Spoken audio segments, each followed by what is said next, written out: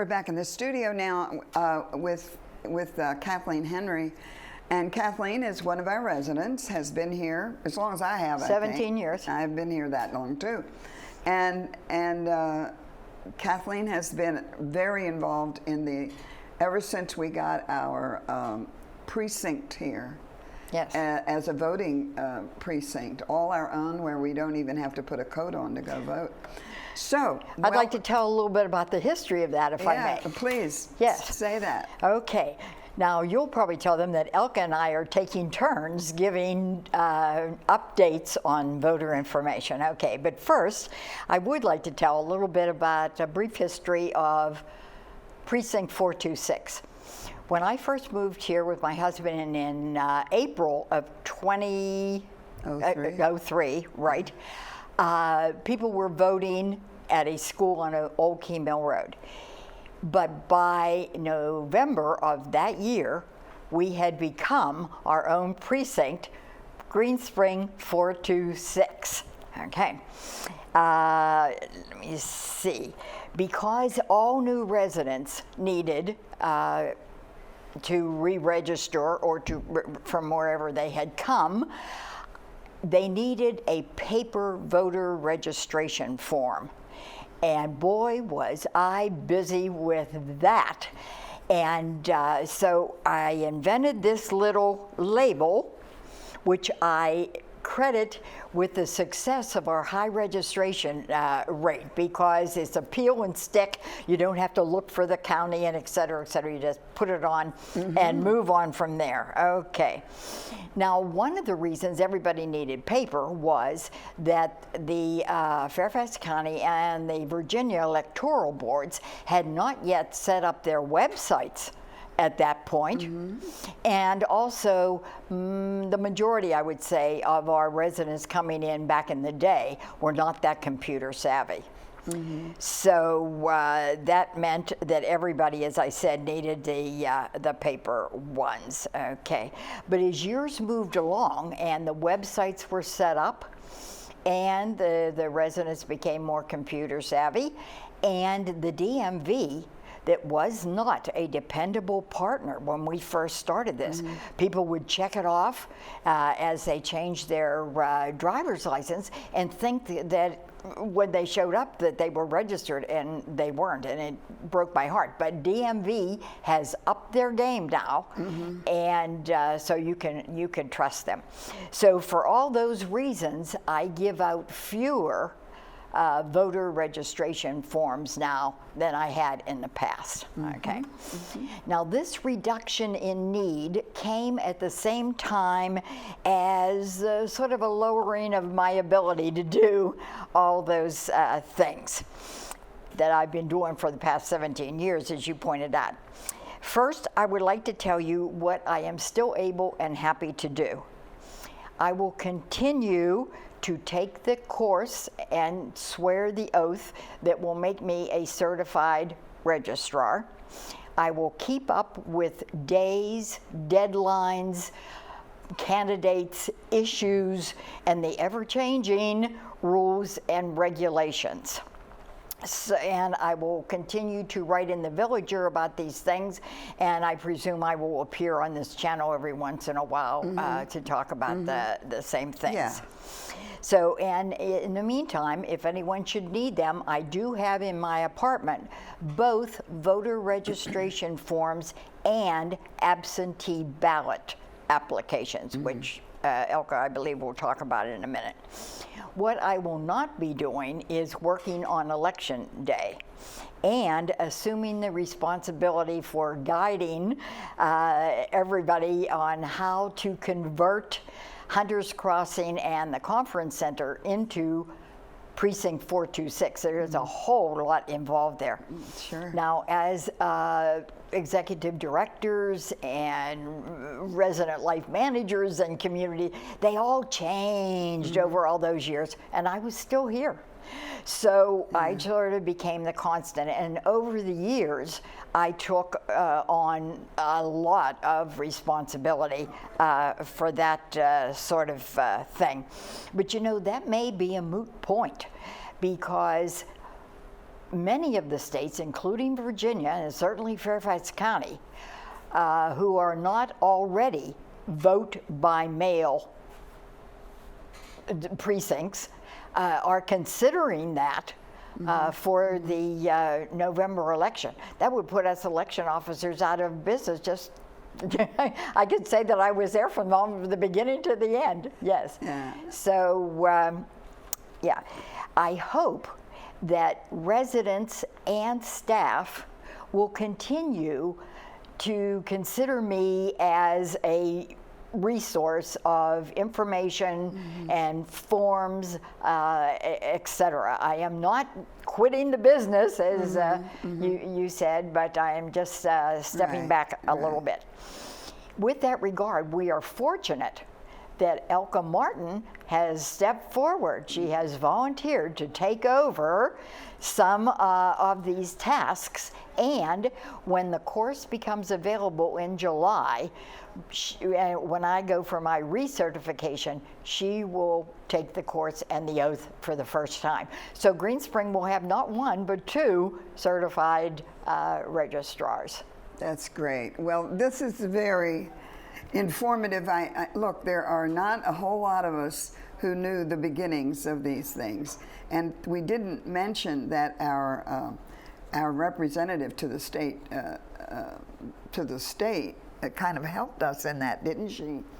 Who, Vivian? Vivian Watts, yes. Did she help us? She did, with that? as our current county supervisor, Jeff McKay, who at that time was the administrative assistant to Dana. His last name escapes me now, but anyway, yes, those two were in on it. Okay, all right, I'm getting a signal, Kathleen. So listen, we're going to switch things right now. So Kathleen's going to take the microphone off, put it on the chair, and Elke will come in. We had to honor the distancing, the personal distancing of not having more than one person at the table at a time with the hostess. So thank you, Kathleen, very much for that wonderful summation of this precinct. It was my pleasure. Okay, jump up, get out, and we're going to bring Elke in. Thank you, Kathleen.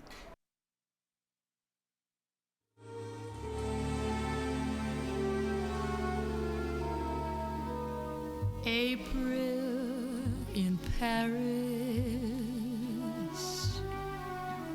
chestnuts in blossom, holiday tables under the trees.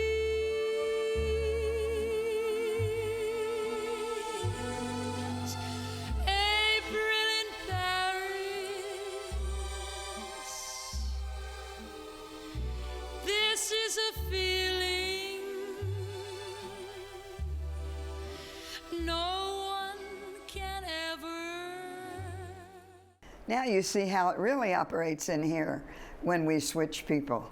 Yep, here I am. Hello, Elke Martin. Good morning, Fran Duvall. Also a resident who is a bit newer than Kathleen Henry. A bit, yes. Like by about 15 years or so. Well, we're not going to name numbers. All right. Yes, I'm newer as a resident. However, I'm familiar with Greenspring, and I'm familiar with the elections, and it's always been important to me. And so I think since becoming a citizen, or maybe even before then, I've been an election officer. And this year I thought about, with all the changes that are going on in our lives right now, and our many opportunities to sit in our apartment and think of what to do, I thought, well, being part of the elections in a different way from election officer would be of interest to me. And I've had a friendly contact with Kathleen Henry for many years and asked her if she would mentor me. And so this is exciting for both of us, and I want to do what I can to make sure Greenspring stays a viable precinct, because it's wonderful that we are our own polling place. Yeah. And so I want to talk briefly, I don't think we have a lot of time, right? I want to talk briefly about two things today. One is the photo ID requirement. That is important because quite a few of our residents may not have a valid photo ID. In March, at the presidential primaries, we saw some people come in with a passport or a driver's license that had expired 5 years ago or so. That is not good enough. And I would hate to have to turn people away who should be able to vote and can't vote because they don't have a valid ID. So what we're doing, I've been in contact with the county registrar, and they will send people here as soon as we can do that again, depending on how our lives evolve around the virus. We will have a photo ID session, and beyond the photo IDs, it'll also be an opportunity for people to come and check, make sure that their names are spelled correctly and that they are in our poll book. And if not, it can be corrected right then and there, because the county people will be there with their computers and their cameras and all that. So I think that should be helpful for a lot of people. If we do this in time for the June election, which will be the primary here in Virginia, if we will have that primary, who knows at this point. But right now we're working on the assumption. We will have a date in May, so look out for the bulletin boards and for other ways of announcement that we have here on campus to find out when we'll have a photo ID session, and check your name on the poll book if that's what you're worried about. So that's one thing that'll happen. And the other thing that people can start thinking about is, would they rather vote absentee? I hear from the county that mail-in ballots are more and more desirable, and who knows what the county or the state will decide to do in the future about voting. Right now, of course, we have to work on the premises that we do what we know so far, and that means in mail-in ballot, absentee ballot is one option of several. The advantage is that you can do it in your home at your own time and mail it in and be done with it, and not come down to the polling place in Hunter's Crossing on the day of the election. A disadvantage may be, like we saw in March, that people had done their mail-in voting and voted for a candidate that by the time of the election wasn't a candidate anymore. So it's up to you to make those decisions. However, if that's what you're interested in, Kathleen and I have these application forms. This is not the ballot form yet. Yeah, that's the first step, is getting the first step. The application form, so you apply. Exactly. For this is a ballot. This is a multi-step process, Right. and the first step is to apply for it. And if you ask of a form from us, you will get it with a peel-off address sticker that you put on your envelope together with a stamp, and then you know it'll go to the office where it's supposed to go. And then they will mark you in the poll book as absentee voter and send you, which is the next step. Yeah. And all along the way, Kathleen and I, and we find some others, will be able to help you if that's if there's anything that you find complicated about that.